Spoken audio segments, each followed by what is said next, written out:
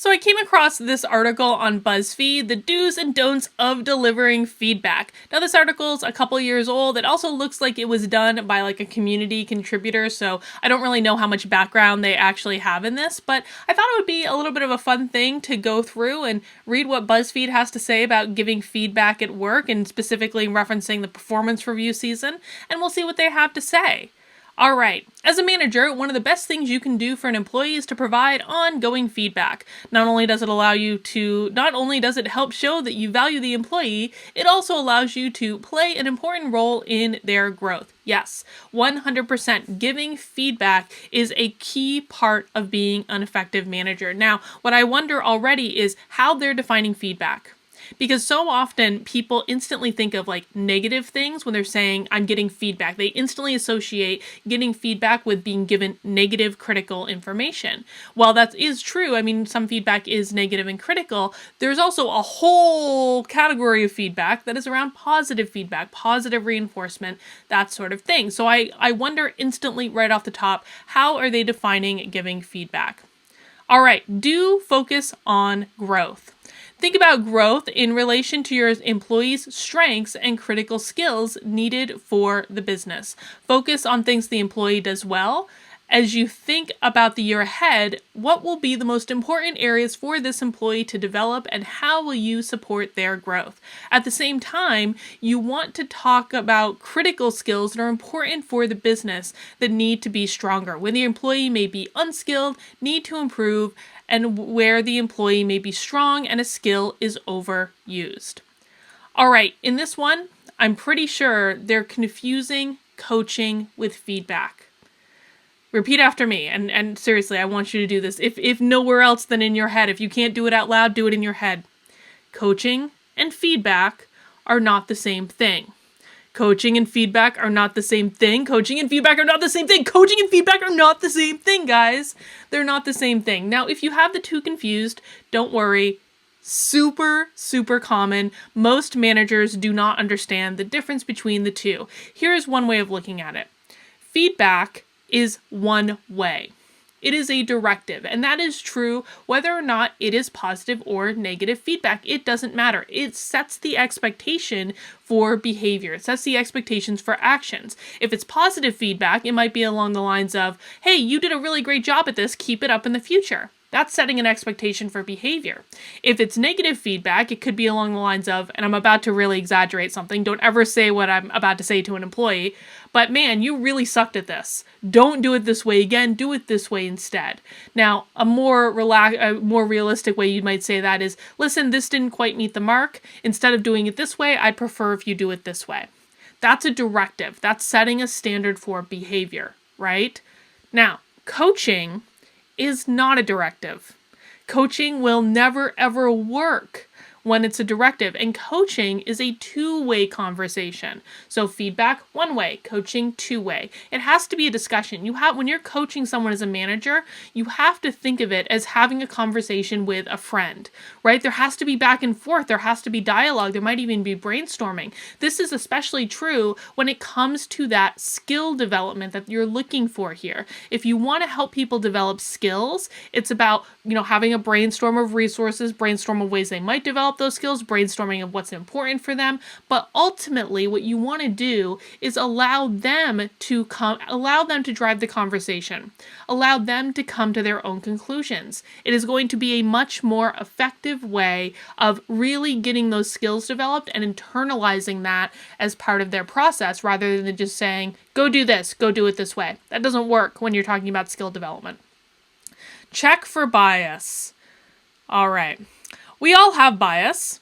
Being self-aware is critical in recognizing when bias may show up for you. Ask yourself, is bias creeping in when you prepare to give feedback to an employee? Some things you can do for check for bias. Are you being objective? You're not objective. Spoiler alert, you're not. Are you focused on feedback about an employee's work performance? Your feedback should only be about your employee's work performance.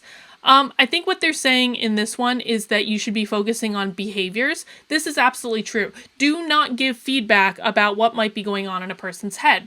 One of my favorite stories is I had this one really awful boss one time who I was frustrated with. I'm not going to go into the details, but it was a bad place to work. I was frustrated with a lot of things. And my boss pulls me into her office one day and she goes, "You're obviously upset." And she's doing this with like a really angry like tone of voice, like, "You're obviously upset," projecting onto me what's going on with her. And I responded like, "No, I'm not. I'm just really frustrated about thing A, thing B, thing C." She said, "No, you're clearly upset, Carlin." Like, "No, I'm not." Then she said, "No, I disagree. You're obviously upset." And at this point, like I was starting to lose my patience and I said something I probably shouldn't. I said, "You know what? I wasn't upset when I came into this office, but now you're really starting to piss me off." And you know what? Listen, she didn't have a leg to stand on because she was delivering feedback based on what she perceived was going on in my head. But reality was she was projecting what was going on with her onto me. And she was not dealing with her own anger and frustration, which was like, I mean, clearly evident by watching her, and projecting that onto me instead, because it's much easier to deal with something when it's projected onto someone else than it is to deal with you. That's another topic for a different day, all about projection.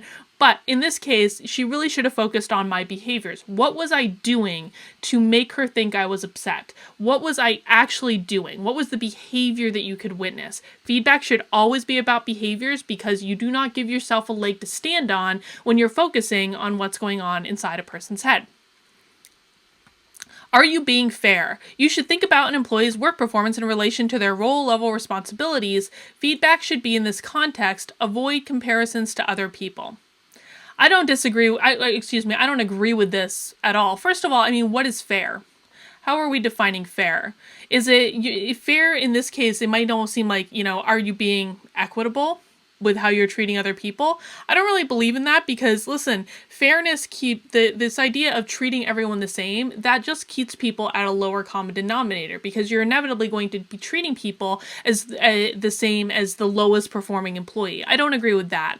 I do agree with considering where they're at, considering their experience level, considering what they may have been exposed to. And in this case, again, I think they're confusing feedback and coaching because if a person does not have the experience to know to know the things they should know, then you have to provide them with that experience. You do that through coaching. You don't do that through feedback.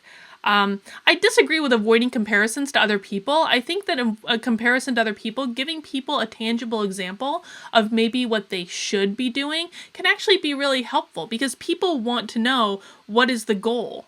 What am I shooting for? What is the ideal in this scenario? And if you have someone like, "Hey man, Rob really knows how to do this well. He's been doing this for a long time. Here's how he does it well. Follow A, B, and C." Maybe you can schedule a meeting to talk with him about it. I think that can actually be a really helpful thing to do.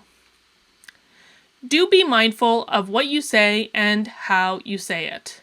Tell me I'm good. Tell me that was good. Tell me I'm good. Like, don't do that. Come on. Language matters. How we say something matters to the person/people on the receiving end. It's important to be mindful of the impact of your words on the other person. Give thought to how what you are about to deliver might land for the person receiving the feedback. Put yourself in their shoes. All right, let's deal with this first. What they're talking about here is different work styles. Different people have different work styles, and there is no best or worst work style. I usually like when I'm using assessments for work styles, I love the DISC model. Now, there are all sorts of DISC tests out there. Like, there are a lot of really bad DISC tests out there. There are a lot of really bad DISC trainers out there. If you're looking for a DISC model to really understand how to work with different types of people, reach out to me. I got you covered. I got 2 good options for DISC tests that you can take. But the reason we want to look at something like an assessment is these things are measurable. These things are very, very accurate when they're done well. The problem with a lot of work style assessments in the office is that a lot of them are just put together really, really badly. And then they give people bad information. And then people say, these things are horrible, they suck, whatever, I'm not going to use them. But if you can get an assessment that's put together well, it can give you highly accurate information about how to manage people, how to delegate to people, how people are going to perceive you, how you might perceive other work styles, how you can create better working relationships with those work styles. And yes, I absolutely believe that you should be considering the work style of the other person when you're delivering feedback. How might they take it? How can you formulate their words? With the goal being to get your best end result, right? To get them to do what you need them to do, to get them to take that next step, to level up, if you will. Always start with a positive. The rant is formulating in my head. Let's read the rest of the paragraph though. We refer to this as the 3-to-1 ratio. Wrong. Wrong. I'm gonna put my best Trump. Wrong. 3 pieces of positive feedback. I'm sorry. You have to laugh about politics, okay? If you don't laugh, you're gonna cry. That's how I look at it. We refer to it as a 3-to-1 ratio. 3 pieces of positive feedback for every 1 piece of constructive feedback. Remember that using the word but is an easy way to negate any positive feedback and undercut a compliment you might share.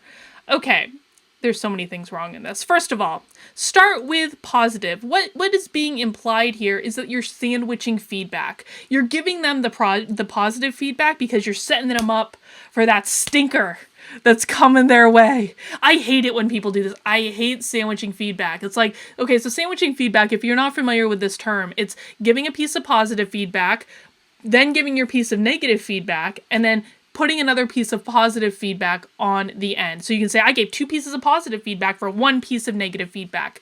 So an example of this might be, hey, Johnny Jones, you know what?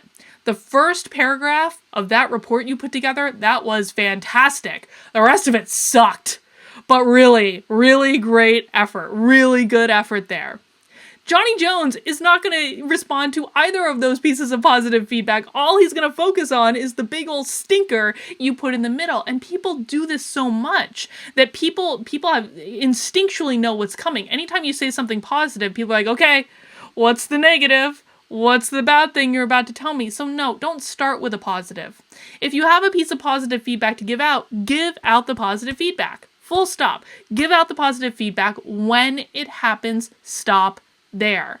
I think they're doing this specifically in relation to the performance review, so they're thinking about this big conversation, but as they've already said, feedback should be ongoing. You do not wait for the performance review to do this.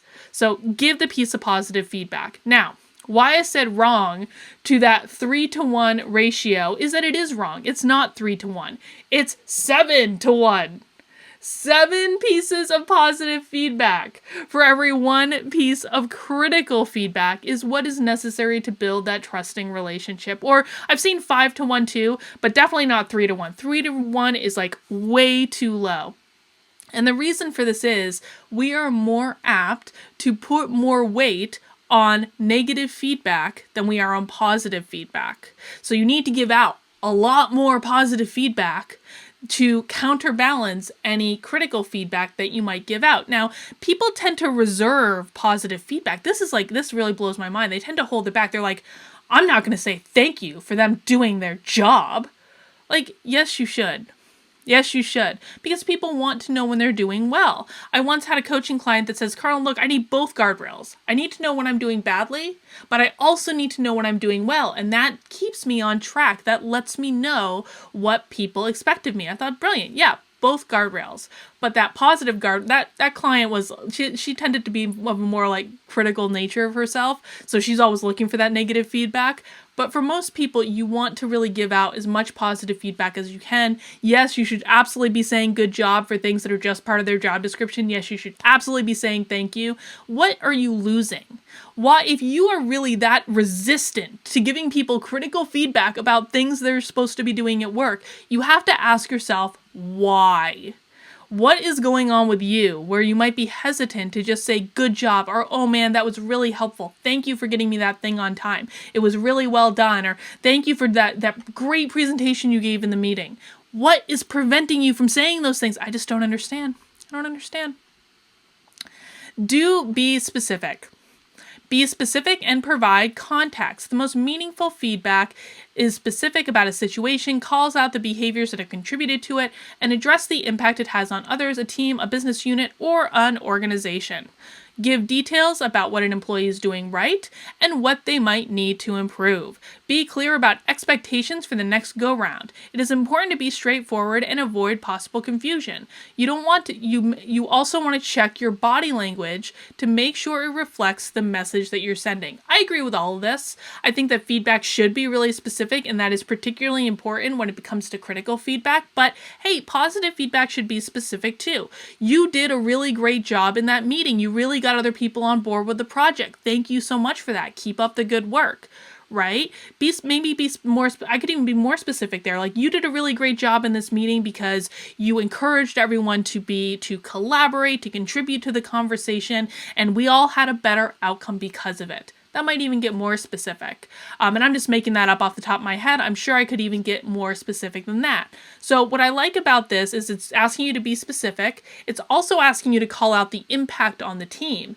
Now, the impact is why it's so important to focus on behavior when you're giving feedback. So for an example of a negative piece of feedback that also articulates the impact, I might say something like, when you show up late 10 minutes to the weekly staff meeting, you throw off the entire agenda and we have to start over again, and that means the meeting takes longer than it should for everyone. Please try to show up on time next time.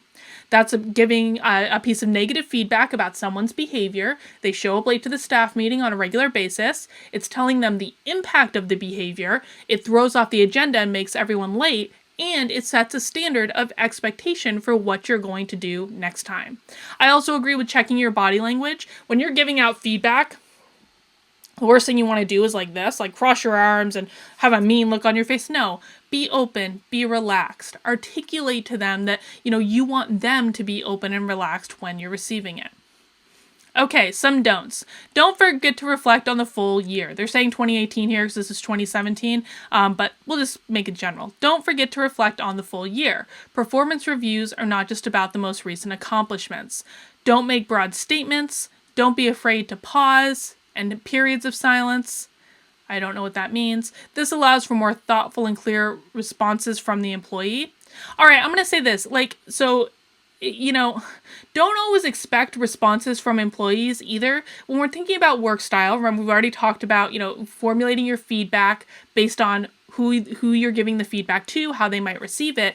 About 50% of people have a work style where they need more time to process information, to process that feedback, right? And they might not have a response right away. They might not have a response in 5 minutes. They might not have a response in 15 minutes. They might not have a response until the next day. So don't always expect responses to happen immediately. Don't forget to consider and reflect on any time feedback that may have received. I don't know what that means. All right, that looks like the end of the article. I'm not exactly sure what this is for. Something about performance. This almost seems like an internal staff thing that was put together, which I guess that's, listen, if you're putting this together, this sort of thing to train your staff on how to give feedback, I think that's actually, that's an interesting way to do it. I actually hadn't considered that when I first found this article. I thought this was just general informational, but if this is something that's being distributed out to employees for ways to give feedback, I think it's a cool technique. I think the content leaves a little bit to be desired. Feedback is something that is so difficult for most people to get. Even saying the word feedback, it actually turns on our sympathetic nervous system, which is our flight and fight response. Okay, so anytime our fight or flight response is activated, you're not receiving anything. You're not receiving it at all. So, what that means is that, you as the manager can talk until you're blue in the face, but if the person that is receiving the feedback is already in fight or flight because you've said the word feedback, you've freaked them out with all the negative information they're about to receive, they're not going to understand what you're saying. Their brain is literally not going to process that information. Probably another video for a different day, but generally, I think the really good advice in this one came when we were talking about this one right here. Be specific, focus on context, address the impact it has on the team, give details about what's going right and what might need to improve. I think that's probably the best advice in this, is to be specific about someone's behavior, focusing on the impact to the team. That's true for both positive and negative feedback. All right, so if you like this video, listen, this is a little experiment I'm doing with these videos. What I need you to do is, if you like it, let me know you like it by giving the video a like, subscribing to the channel. You'll get notifications when I post new videos. And listen, if I get enough positive feedback, I'll keep doing them. So I hope you enjoyed this one. If you have a comment about effective ways to give feedback, leave it in the comments. Let us know what you think.